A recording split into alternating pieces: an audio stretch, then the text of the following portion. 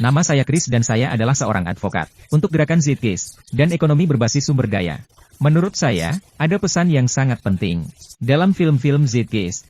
Dan pesan tersebut adalah bahwa kita harus menjadi perubahan yang ingin kita lihat. Jadi kita tidak boleh hanya puas dengan memiliki opini politik dan memberikan suara. Kita harus bercita-cita untuk cita-cita yang jauh lebih besar.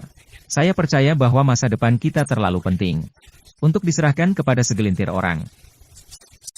Itulah sebabnya saya bersekolah dan mendapatkan gelar di bidang ilmu komputer, yang merupakan bidang yang saya minati.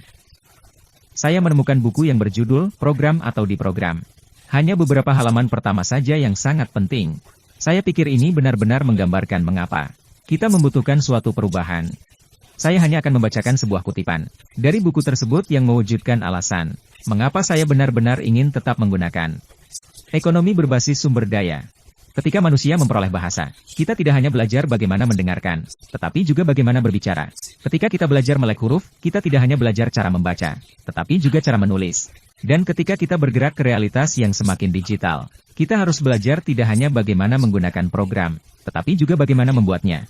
Dalam lanskap yang sangat terprogram, yang terbentang di depan, Anda akan membuat perangkat lunak, atau Anda akan menjadi perangkat lunak. Sesederhana itu, memprogram atau diprogram. Pilih yang pertama dan Anda akan mendapatkan akses ke panel kontrol peradaban. Pilih yang kedua dan itu mungkin pilihan terakhir yang Anda buat. Meskipun teknologi digital dalam banyak hal merupakan hasil alami dari apa yang telah ada sebelumnya, namun teknologi ini juga jelas berbeda. Komputer dan jaringan lebih dari sekadar alat. Mereka seperti makhluk hidup itu sendiri. Tidak seperti penggaruk, pena, atau bahkan palu. Teknologi digital diprogram. Artinya, teknologi ini dilengkapi dengan instruksi. Tidak hanya untuk penggunaannya, tetapi juga untuk dirinya sendiri.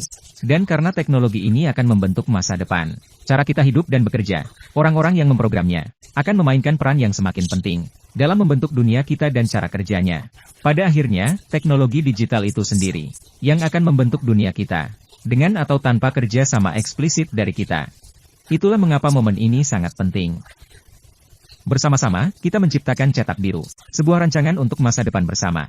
Kemungkinan untuk kemajuan sosial, ekonomi, praktis, artistik, dan bahkan spiritual, sangatlah besar. Sama seperti kata-kata yang memberikan kemampuan kepada manusia, untuk berbagi pengetahuan untuk apa, yang sekarang kita sebut sebagai peradaban.